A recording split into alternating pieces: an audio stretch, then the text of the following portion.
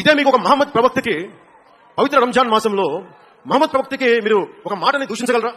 దూషించి బతకగలరా? అల్లాని ఒక మాట అనగలరా? జీసస్ క్రైస్ట్ ఒక మాట అనగలరా?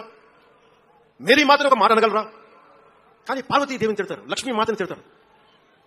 అంటే నువ్వు ఇస్లాంకి అపవిత్రం జరిగితే మాట్లాడితే సెక్యులరిజం, జగన్మాతకి కానీ పార్వతీదేవికి కానీ శివుడికి కానీ రాముడికి కానీ అయ్యప్ప కానీ అపవిత్రం జరిగితే మా మనోభావాలు బాధపడకూడదు, గాయపడకూడదు, నోరు మూసుకొని కూర్చోవాలి.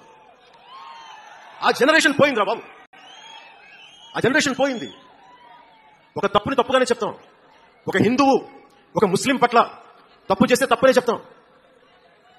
ఓల్డ్ సిటీలో ఉండే ఒక నాయకుడు 15 నిమిషాలు కళ్ళు మూసుకోండి పోలీసుల్ని, మేము హిందువులకి ఏంటో మేము చూపిస్తామంటే అది తప్పు పట్టకూడదంటే ఎట్లా? అది మతం మతమా? ఏం మాట్లాడుతున్నారు మీరు?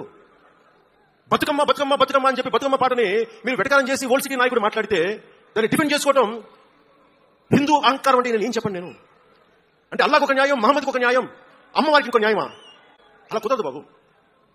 ఈ ధర్మం అందరికీ సమాన అవకాశం ఇచ్చింది. సనాతన ధర్మం ఉండబట్టే విజయనగర రాజులు మసీద్ కట్టించారు. సనాతన ధర్మం కాబట్టే బంగ్లాదేశ్ ని హిందువుల రక్తంతో తడిపి బంగ్లాదేశ్ విముక్తి కలిగించాం.